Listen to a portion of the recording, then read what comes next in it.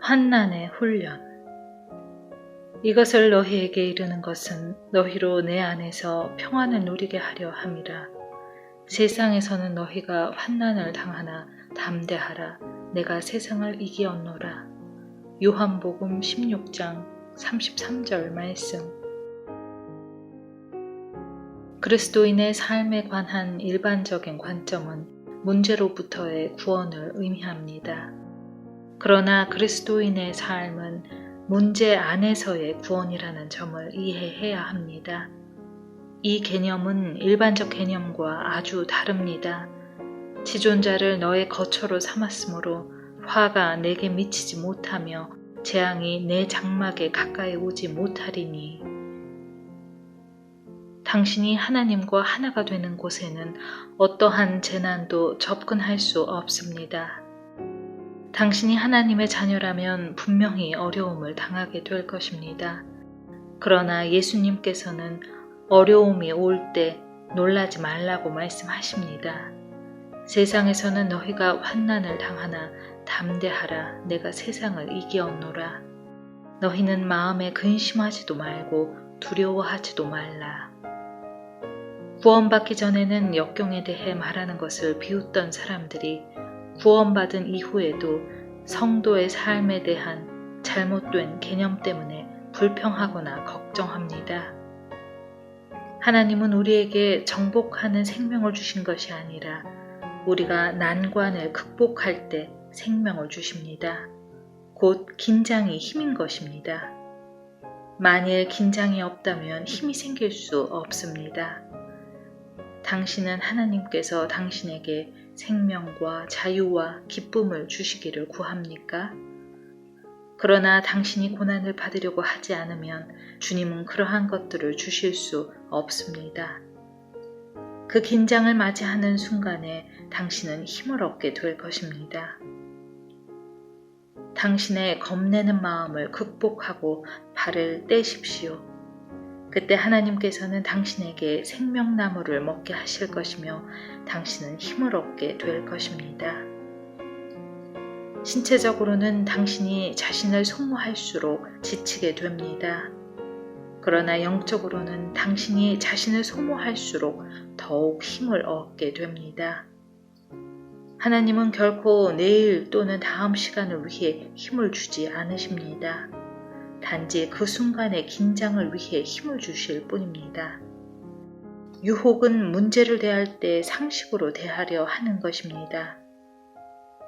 성도는 어려움을 당할 때 큰 기쁨이 넘칩니다. 그 이유는 모든 사람들에게 불가능한 상황이 하나님께는 전혀 문제가 될 수 없기 때문입니다.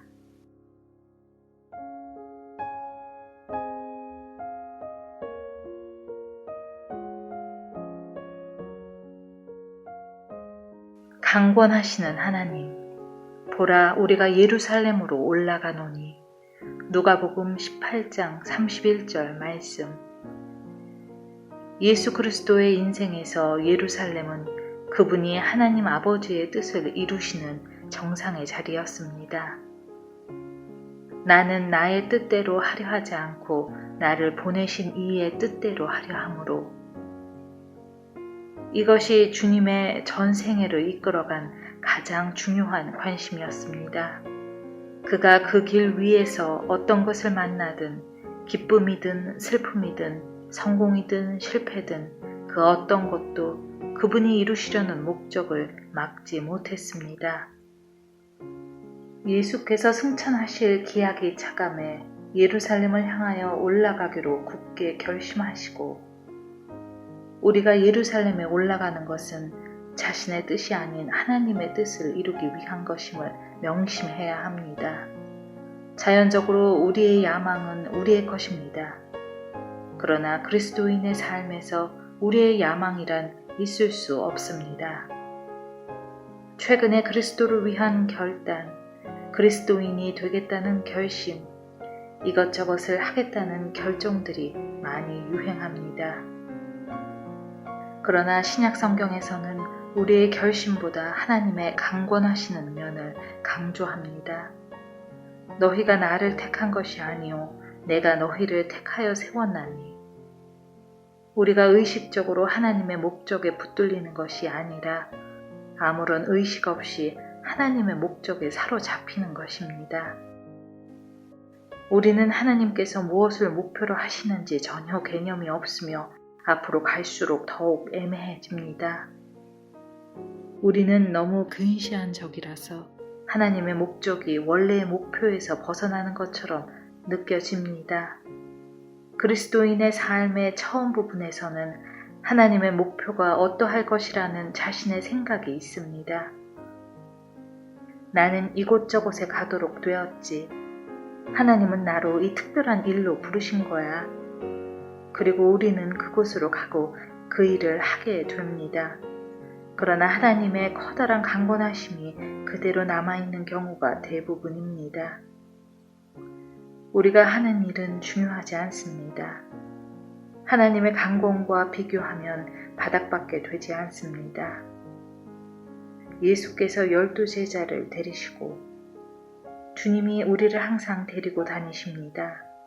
우리가 도착한 것보다 아직 갈 길이 훨씬 많이 남아 있습니다.